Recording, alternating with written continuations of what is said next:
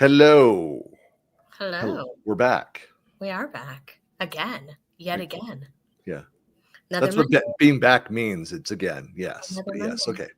Well, good morning and welcome to the latest episode of the Project Failure Files. This is a series for anyone who manages people, projects, processes for a living, all the things. I'm Sharon Weaver, CEO of Smarter Consulting. And I am Christian Buckley, founder of Collab Talk, and welcome to another episode of our series where Sharon and I explore project topics from the perspective of what not to do. My Steve Harvey voice of what not to do. In each episode, we talk about the common pitfalls, share personal stories and experiences, and explore strategies and best practices to help you to be successful. And I'm sorry, I realize that makes me sound really old to reference Steve Harvey. Sorry. In this episode, we are talking about the sometimes chaotic process of managing multiple consultants, partners, vendors, all the things. You mean like every project does that? Yeah, in some ways it's like kind of managing a mini project within another project. Like Inception. Yeah. Exactly. It's exactly like Inception. Yeah, a project within a project, like special effects and everything. That's right. I hate that when you walk into a project, the room starts folding in and duplicating people and upside down. Like I hate spreadsheets within spreadsheets within spreadsheets. Maybe it's not exactly like that. Maybe like 4D chess. Is that more appropriate? So my point is that it's yet another way that you will be expected to manage project success through others. And the main difference is that you may not have as much control as you have with your team members or your employees. So a vendor might promise a specific date for delivery, but if they miss the mark, what's your carrot? What's your stick against the vendor? What can you do to motivate them to hit those dates?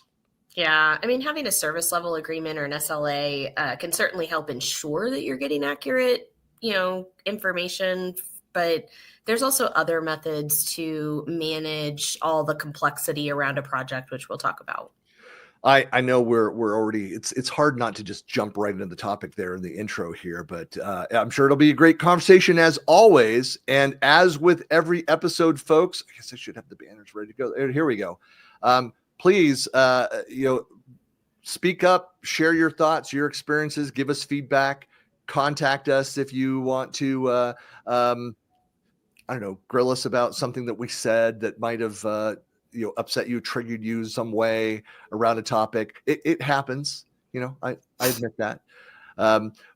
It's a great discussion area. I think it's just the reality of projects that we are managing all these moving parts at the same time, not just the project that you're focused on, but it's all of the ancillary tasks and activities around that. Yeah, let's get started with some definitions around that. Yeah, thinking about like vendor management in the context of project management. So it might be other consultants. We've both done that. We're other partner firms. For years, I managed a group of like IBM Global Services consultants globally out there. I was the portfolio view. I was the man behind the mic or on the phone, guiding the PMs that were out in the field. You might have subcontractors, you might have third-party service providers or other platform partners, OEMs that you're working with, that their delivery, their consistency, their success could have a direct impact on your projects. Not could, does. It does. Yeah. I mean, there are unique challenges with that, obviously, and that's there's differing incentives, there's limited visibility into what's actually happening, and then limited authority to take action. Yeah, I was going to say, sometimes you have control. Sometimes you have control over selection. Sometimes you have control over management. Sometimes you have control over logistics. But oftentimes, you don't have control over any of that stuff. It really is a project within a project with its own deliverables, communications, risk profile to that. It's one of the reasons why it shouldn't just be a second thought, your agreements, your service level agreements, delivery of those things when you're negotiating contracts with these partners. Like it should be very strictly managed, whether they're meeting those guidelines. And I did this with where I had again, these outside consulting companies where we had some PMs that were just not up to par. And we're like, hey, like our contract is with you. These individuals are not cutting it. You need to replace them, bring somebody in who's competent that can do this. Yeah, I always hate having to do that just to, I'm just like, I feel bad. But at the same People's time, lives, right? there's, the human element. But no, for sure, like there's just all these parts and pieces that you have to keep up with. And it's your job to make sure it gets done. Would you say that you should be clinical in your approach to this? I think my opinion is that the business, so you have to remember, right?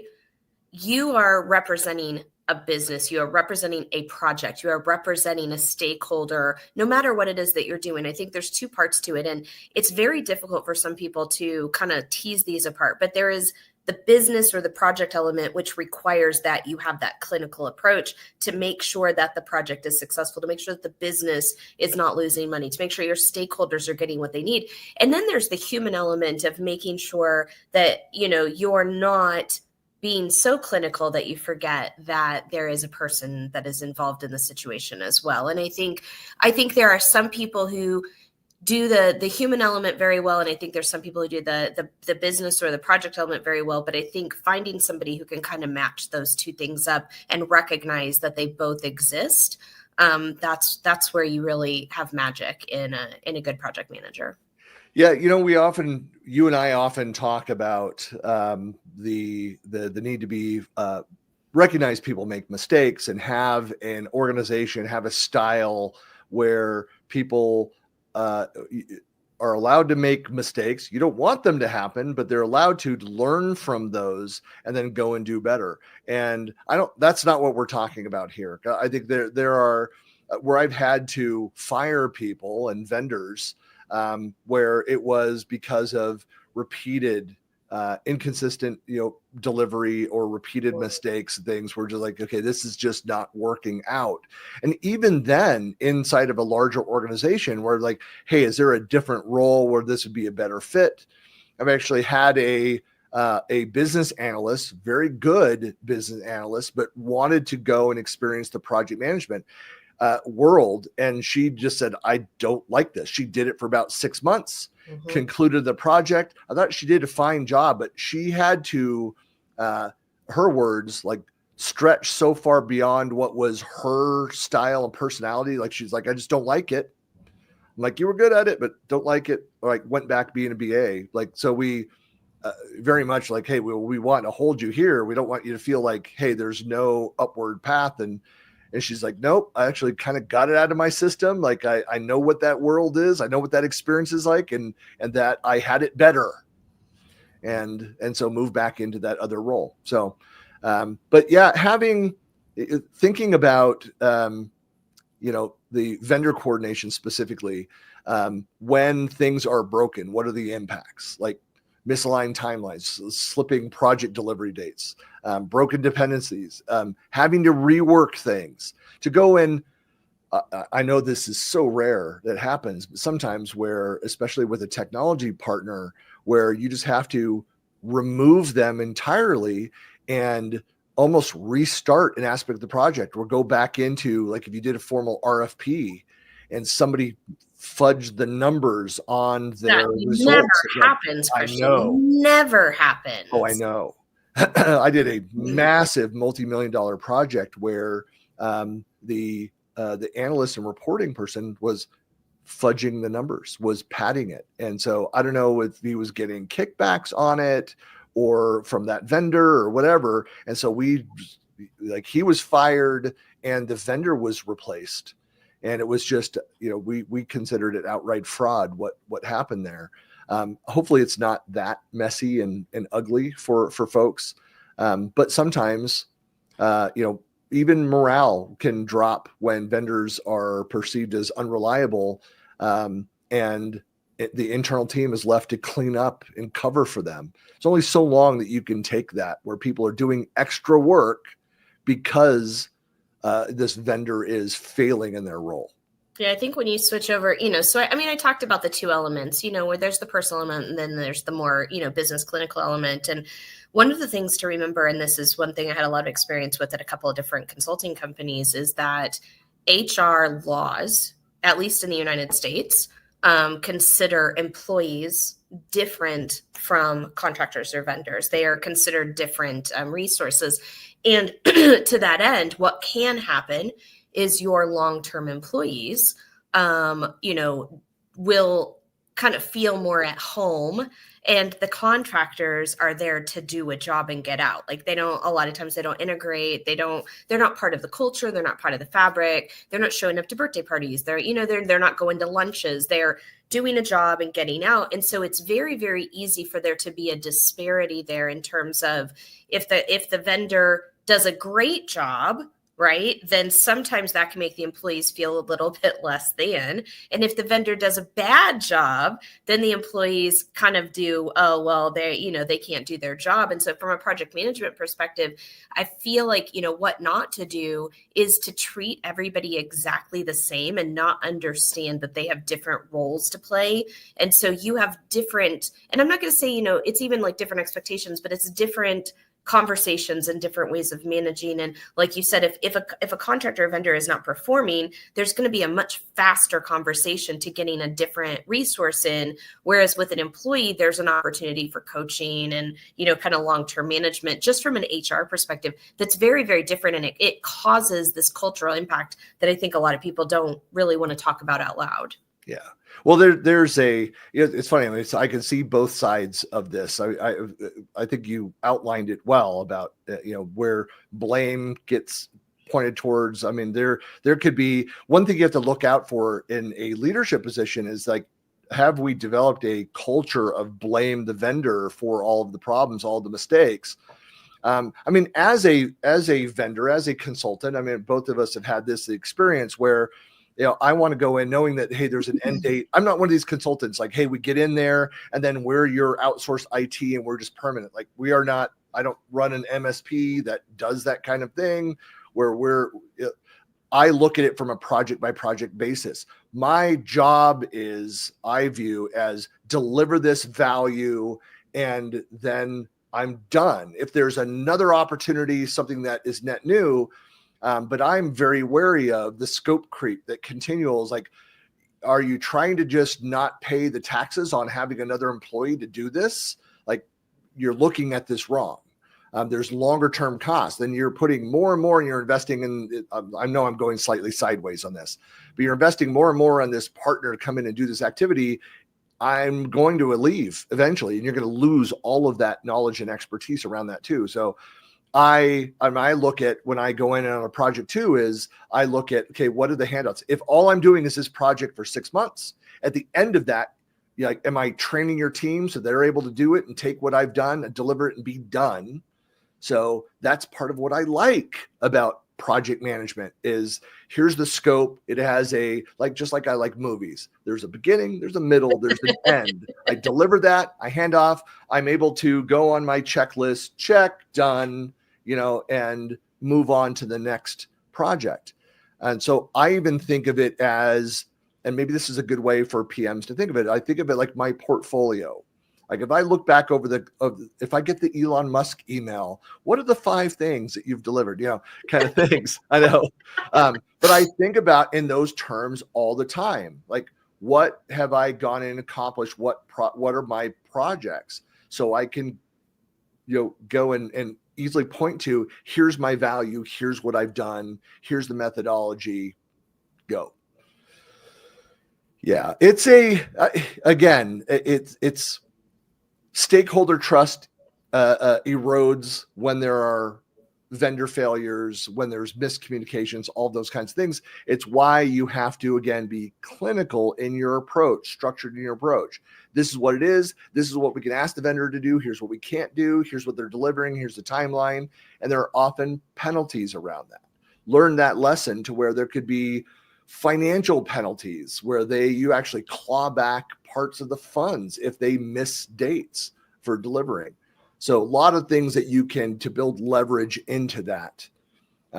But it's not that you don't want to be friendly with the people that you're working with on projects, all that kind of stuff. But again, there is a difference between full-time employee and the vendor that you're working with in the nature of your relationship. Yeah, I think setting those expectations early and often, and, to your point, there's a lot of contract management that happens around vendors, also in a way that doesn't necessarily happen around employees, where everything is very, very clearly defined into what they're doing.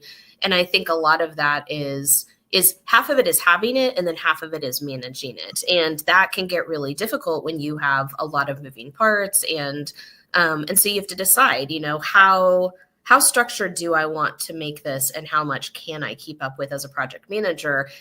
And this is, we even talk about this in software, minimal viable product, right? I feel like what's the minimum amount of structure that I can put into place that gives me what I need to limit my risk without putting so much effort into place that I end up working a million hours trying to manage to whatever those expectations are. But I do think, what not to do is to not have some level of expectation, and not have some level of check-in, and not have some level of, definition around that. Well, again, this is kind of core project management. I mean, how, what was the poor vendor management really comes down to that you've not established clear expectations. You don't have that point of contact. You don't have the communication rhythms built in. All of those things are, again, project within a project, in addition to what you have for the project. But when you do that RACI chart, when you're going through and looking accountability, the vendors are on there and their role and what they get. And so it's two ways. They can't go and deliver based on their SLA if you're inconsistent with giving them the pieces that they need. And then it gets even messier when you have multiple vendors and vendors working with other vendors. But again, where the mistakes happen is where there's not an escalation path for all this. You're not communicating, sharing changes to the timeline, the project structure itself, and involving them in that. I always try to err on the side of over communicating. And I appreciate it when people come back and say, this is too much. I don't need to get this as frequently, or I don't need to see this level of detail around it. Great. I'll spend less time pulling this stuff together. It's one of the reasons I'm so excited about the further, the project management agent capability, Yes. The future of what AI is going to do to go do status reports. Yes. Other stuff. It's cool stuff coming up, folks. Yes, I agree. Well, yeah, in a perfect world, all vendors would deliver some level of, here's what I've accomplished, during this time period, whether it's a daily report or a weekly report or whatever, a sprint report if you're in Agile. I think, having that communication, it also goes both ways. And so I think there's one thing to the project manager communicating. There's also a thing to the vendor communicating and saying, hey, here's what we are doing.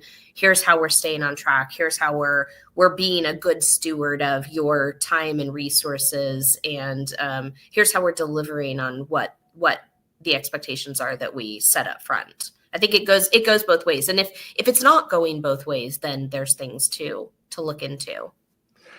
I had an experience where I was actually brought in. So earlier in my career, and I made some mistakes, but one area was that I worked for EDS. I was hired because of my experience, worked for EDS, and I ended up working with a lot of people at EDS that I'd worked with in that other role for this other company, and had a problem where the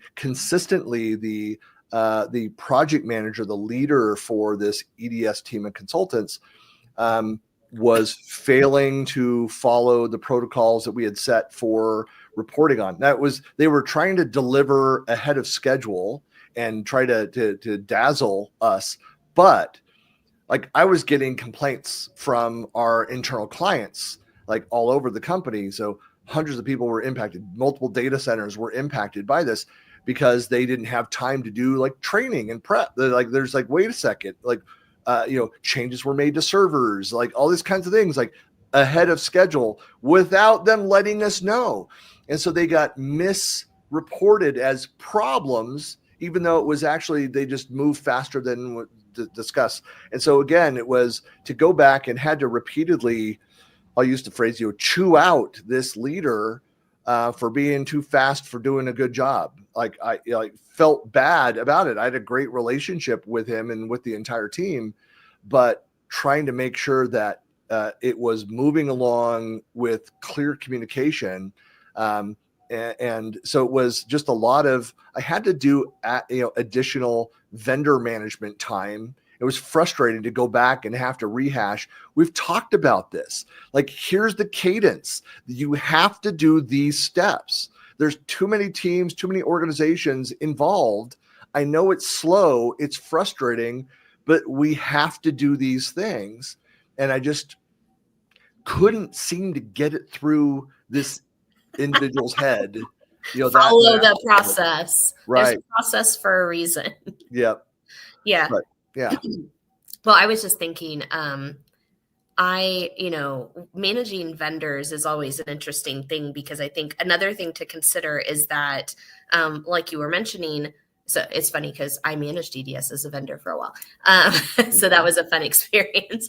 But I think one of the struggles is that oftentimes, because vendors are not employees, they don't have a hiring manager, although they may have a stakeholder, they may have a client, they may have somebody, a POC, right? Oftentimes they don't have somebody that they report to within the organization that they're doing work for. And that can create a lot of confusion, because it's like, well, to your point, maybe this person was doing it, at the speed that they thought it made sense for whatever they were doing. But maybe there was a different person that was actually the person that they needed to be, working with directly to make them feel good. And I think when we think about both sides of this, sometimes that can become very confusing very quickly when we have a vendor who's not entirely sure who it is that they're reporting to, who it is that they're supposed to be making happy, who it is that they're setting expectations for. And on the client end, if we're not entirely sure within that vendor organization who it is that we need to, deal with or manage or communicate with to make sure that we're all in sync, I think sometimes that can become very confusing very quickly on both sides. Yeah, it's some strategies for overcoming this. Like, it's great if it's large enough effort where you can have somebody that's a dedicated coordinator, or that single point of contact, the SPOC, for each external party to help streamline the communication. If you've got somebody that's doing vendor management, I've worked in a couple orgs where we've had that, but more commonly it falls on the PMs or the various, the IT leader to own those relationships and manage those things.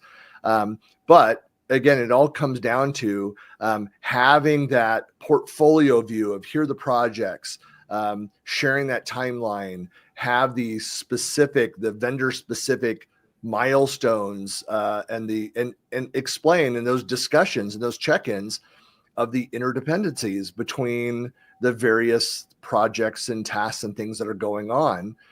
And so if you have, like, again, I mentioned like the RACI charts, either the organizational, like who owns what, and their level of visibility, if it makes sense, if it's getting that complex, to have and regularly review some kind of a vendor contact matrix of who owns what, who communicates with whom, who approves for each of those things. Like, you might have that level of detail, and then are regularly discussing that with them. Is this sufficient? Here's what's going on. Like, that's part of the model that as I came up to speed, I became a PM and moved into that world where it sounds almost annoying. Like, are we every meeting we're going through the chart of to talk about scope and accountabilities? Like, yes, because sometimes it changes, and this is a reminder, and people need to be constantly reminded of this. And here's the cadence. You can do it very quickly. You're not spending 20 minutes going through all that. It might be 2-3 minutes, walk through, okay, here's what it is. Is this still working? Somebody feeling like they're not getting enough. This is what we're actually doing. But do that with your vendors. And I would say not only can it change, but it often, especially in large organizations where you've got different contracts, multiple vendors rolling on and off of projects. I think it doesn't matter. And we say this all the time. It doesn't matter what your methodology is as long as you have one. I'm also going to say it doesn't matter what your task management system is as long as you have one.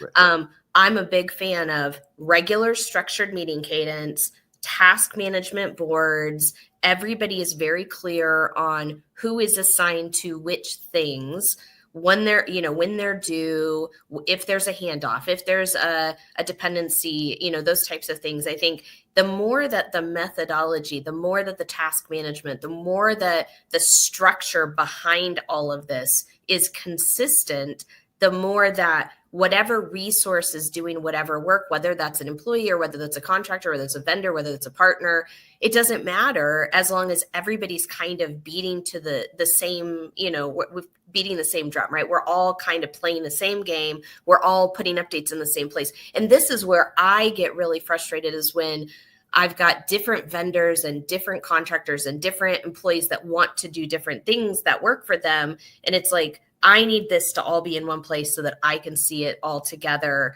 and everybody's on the same page. Yeah. Well, there's always going to be that additional detail around the nuances of the individual projects or the portions that they have, but there should be that common denominator plan, that roll up of here's our 50,000 foot level, view of the world, all these different pieces. You're a part within that, and then go down the detail from there. There's just thinking too, I know that we're not really, there's a lot of variability, obviously, in this. There might be some people that are watching that are thinking, I was looking for some guidance on, like, I've got one vendor that is essential, but is just really a pain to work with. There's a lot of those kind of soft skill topics. And I think we've covered it. Go check out the other episodes. We try to be creative, but descriptive in the titles of them. So you should be able to find things that when working with difficult people that you'd find, relevant information, guidance, best practices there. But other best practices, because I think, Sharon, those are, some great ideas, that being consistent in how you're working with them. Again, I'll bring up having clearly defined escalation framework that has, depending on what the project is, clear thresholds, triggers, or your responsible roles for issue resolution around those things. And then having regular cross-vendor syncs might be necessary for that. I mean, I would treat it, when I've managed a team of consultants, third-party team that come in, we're partnering with them. I've got a number of direct reports that are these consultants that are in for the life of project. In many ways, I treat them just like any other project manager or any other team member, with what they need to provide as part of that. So none of this, like I've struggled with stop delivering your reports on your vendor branded PowerPoint for this. You need to use ours internally. We've hired you to help with this project. It's our project. And it looks bad when we're pushing out reports that then have these other looking formatted pieces. Mm-hmm. You must conform to that. That has to be spelled out in that upfront agreement, that they will incorporate their pieces into our standards. If they've got a better report, a better model for that, let's work together to modify ours for everybody, but it needs to be consistent. Otherwise, that could also confuse people. It could impact the project in other ways, unnecessary ways.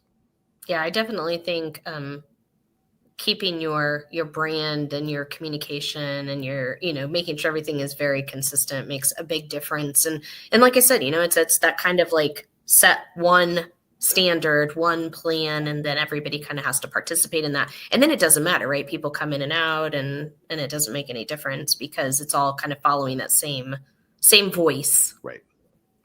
Well, think of it, call to action on this. If you're managing multiple vendors today, you can always go through. It's never too late to go in, audit, assess what are my communication and escalation paths.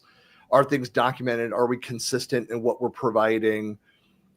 If you're a project lead and you're inheriting something that's very complex, map out the roles, the responsibilities, the interdependencies, and do that upfront first week. Document that as part of your learning process, but then use that as an opportunity to go back as you're having conversations with your PMs, BAs, your stakeholders, as well as these vendors. Like, is this correct? Is this working? What are you providing? What's the time frame? Here's what we need for the roll up. And just, again, if you do it in a very structured, clinical way, then you're going to avoid a lot of the uncomfortable discussions, and better measure where people are failing to meet those standards. If you don't set a standard, no one's going to meet the standard. It can't be implied standards for how these things need to work. I don't know, any other calls to actions, what people should go and do?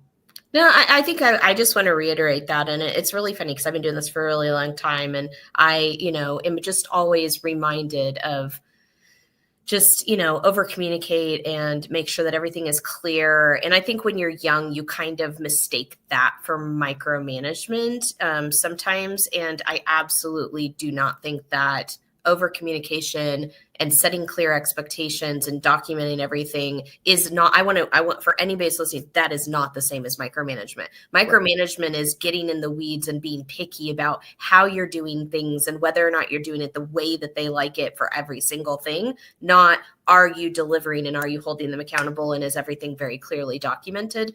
Because I think, this is something that people get confused about. And I think if you are consistent and you are clear and you have expectations, that is a really, really good sign of clear project management. One of the things, if your manager is saying like, hey, this basic thing that you thought you've like covered, and they say like, oh, I just want people to be consistent around these things, that for me personally, that triggers me to then ask the questions like, am I missing something? Like, am I not delivering on this? And sometimes managers be like, no, it was a general message to everybody. I said, yeah, I just want to make sure I'm not in the everyone you're trying to deliver that message to. Am I giving you what we've discussed? Or other times, yeah, you're one of the people, you're also not doing this, like, okay, what's wrong? I'm not seeing other feedback. You sent out a broad message that you're unhappy with everybody's output on this. What specifically am I? This is what I thought I was delivering. Like, have that kind of conversation. But when that's just a good rule of thumb. If they're making a broad statement about not being happy with some aspect of it, look internally and then don't just think about it. Have a conversation with that person, with that leader, that stakeholder, and say, what can I change? What do I need to change? What do I need to do? So be introspective, constantly look at how can I optimize? How can I improve on these things? And it certainly, all of that is relevant to this when you are having vendor related issues. Be very specific, be intentional. And it should be simple as can be. But structured in the way that you approach that, clinical, the way that you approach that, so that when you have to have the hard conversations, you can have that. Yep, I agree. Well, with that, again, we'll wrap up another episode 49. Woohoo! Close to the big 5-0. And follow us out on the socials. Of course, if you want to find back episodes, you can find everything out on YouTube under Buckley Planet. If you search on Project Failure Files, squish it all together with a hashtag in the front of it. You can also find discussions out and lots of content and stuff out on the interwebs. Of course, if you've not already done so, please go and subscribe to the newsletter. Sign up at projectfailurefiles.com. Give us any feedback. Tell us any fun stories. We're out on Facebook as well, but we're not doing as much as we're going to be moving, kind of developing community over through the website. So lots more coming in 2025 as we build some of this stuff out. It's that copious free time, which Sharon and I do not have, but we'll eventually get all that stuff live. They're slow and steady wins the race. That's right. But until next time, we'll be back next Monday at always at 9 a.m. Pacific. And with another episode, the big 5-0. I don't have the list in front of me of what the topic is. That'd be nice to talk about what's in the next episode, but not happening this time, folks. Anyway, but if you will email that up, we share that out in social as well, the next episode. So always look for the summary, which will be posted tomorrow to my blog, and you'll see the next week's topic as well. So anyway, thanks a lot, Sharon. See you later. Bye. See you next Bye. time.